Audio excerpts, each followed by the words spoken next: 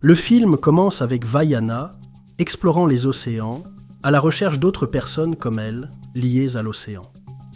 Elle contemple l'immensité de l'eau avec émerveillement, exprimant sa conviction qu'il doit exister d'autres peuples vivant dans des endroits lointains, de l'autre côté de l'immense étendue bleue. Tenant un coquillage dans ses mains, elle souffle dedans, envoyant un appel porté par le vent, espérant une réponse d'un lieu lointain. Mais son appel se perd dans le silence. Vaiana est passionnée par l'idée de quitter son île, de découvrir de nouveaux horizons et de rencontrer d'autres cultures. Alors qu'elle part, elle glisse et tombe dans une partie reculée de la forêt. Là, elle découvre une vieille poterie ornée de motifs mystérieux, représentant des personnages humains inconnus. L'excitation de Vaiana grandit, car elle réalise que cette trouvaille pourrait être la preuve de l'existence d'autres civilisations. À son retour, elle est accueillie par les acclamations des villageois, parmi lesquels se trouve Moni, un jeune rêveur passionné par les histoires de l'île.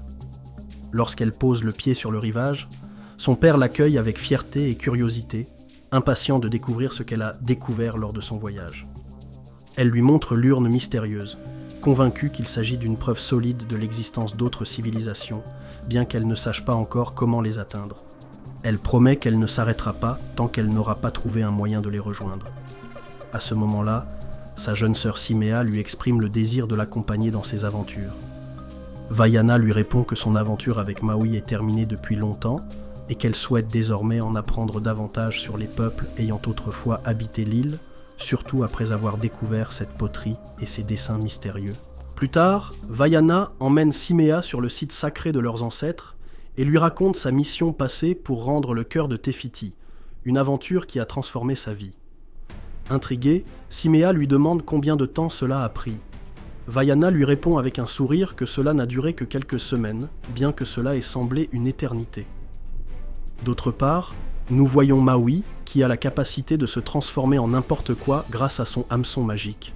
Il est venu à cet endroit à la recherche de la porte menant à l'île légendaire. Mais l'assistante de Nalu l'interrompt, lui disant qu'il ne doit pas être seul et que Vaiana doit être avec lui, car la sorcière la veut. Maui réplique fermement que cela ne concerne que lui et que Vaiana n'a rien à voir avec cela. Maui, irrité, utilise son hameçon pour l'attaquer, montrant clairement son mécontentement. Pendant ce temps, Vaiana et les habitants du village célèbrent joyeusement. Puis son père lui annonce qu'il ne s'agit pas d'une célébration ordinaire. Un titre prestigieux, celui de Grand Guide, va être attribué à un membre de la tribu. Ce titre, bien plus important que celui de chef, est un honneur rare. Et pour la première fois en plusieurs générations, ce titre sera attribué à Vaiana.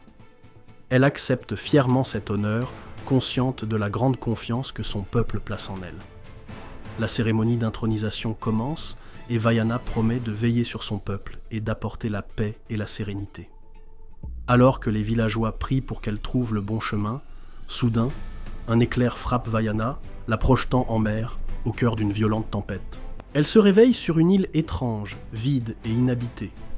Son grand-père apparaît et lui annonce que c'est le destin de son île. Si elle échoue à trouver l'île légendaire, l'île sera perdue à jamais. Elle apprend que cette île, vue sur la poterie, est la clé pour rétablir les liens entre les peuples. Son grand-père lui conseille de suivre un feu dans le ciel pour atteindre l'île. Vaiana se réveille, effrayée, réalisant que ce qu'elle a vu n'est pas une simple vision, mais un avertissement. Interrogeant les habitants, elle découvre qu'il s'agit d'une île ancienne, un carrefour entre les peuples, jusqu'à ce qu'une malédiction, lancée par un sorcier nommé Nalu, cause sa disparition. Cette malédiction a détruit l'île et a séparé les peuples. Si Vaiana parvient à la libérer, elle pourra réunir les peuples et vaincre Nalu. Soudain, un bruit de feu dans le ciel attire son attention. Une étoile filante se déplace, et Vaiana comprend que c'est ce feu qu'elle doit suivre pour accomplir sa mission. Le lendemain, après un moment de réflexion, Vaiana se prépare pour son voyage, mais elle se rend compte qu'elle ne peut partir seule. En apercevant une peinture de Maui, elle commence à lui parler, espérant que lui aussi viendra l'aider. Elle rencontre Moni, un jeune habitant du village qui admire Maui et le considère comme une légende. Vaiana l'invite à l'accompagner et il accepte joyeusement. Avant de partir, Vaiana a un moment d'émotion avec sa petite sœur qui, triste, ne veut pas la voir partir. Vaiana lui assure qu'elles resteront toujours liées grâce à l'océan. Après des adieux touchants, Vaiana entame son voyage, accompagnée de ses compagnons. Retour à Maui, qui est retenu dans un endroit étrange. Les créatures marines tentent de le libérer, mais échouent. Son tatouage, représentant une version miniature de lui-même, lui fait signe et lui rappelle que Vaiana viendra bientôt pour le sauver. Pendant ce temps, l'assistante de Nalu, Matagi, tente de convaincre Maui qu'il a besoin de Vaiana pour accomplir sa mission. Vaiana et son équipage, voguant sur la mer, se rappellent que l'océan est leur ami et que, s'ils le traitent avec respect, il les guidera. Cependant, ils sont surpris de voir une île se dresser devant eux, mais il s'avère que ce n'est pas une île ordinaire, mais une gigantesque créature marine. Ils sont attaqués par ces créatures, mais parviennent à les endormir grâce à un puissant sédatif. Lorsqu'ils se réveillent, les créatures reconnaissent immédiatement Vaiana, la traitent comme une reine et lui offrent un trône. Vaiana, reconnaissante, les remercie avant de leur demander de l'aide pour s'échapper. Le voyage de Vaiana et de son équipage se poursuit dans un lieu étrange sous-marin où ils rencontrent une énorme créature avant de découvrir qu'ils sont proches de l'endroit où Maui est retenu. Ils le retrouvent enfin et il leur explique qu'ils cherchent à s'échapper. Ensemble, ils élaborent un plan pour libérer l'île et briser la malédiction. Ils arrivent à une grande porte qui les mène à un monde mystique. Là, ils sont confrontés à la sorcière et au défi ultime. Maui et Vaiana doivent unir leurs forces pour sauver l'île et rétablir l'unité entre les peuples. Au cours de la bataille contre Nalu, Vaiana parvient à toucher l'île, libérant ainsi toute la malédiction et illuminant l'océan. Après une série de batailles épiques, Maui utilise son hameçon pour soulever l'île et la remettre à sa place.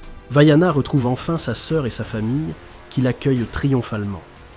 La joie et les festivités marquent le début d'une nouvelle ère pour l'île et pour tous les peuples unifiés grâce à Vaiana et à son courage. Le film se termine sur une grande célébration avec des chants et des danses symbolisant l'espoir et l'unité retrouvée. Et si vous avez aimé cette aventure, n'oubliez pas de vous abonner à notre chaîne pour plus de récits incroyables.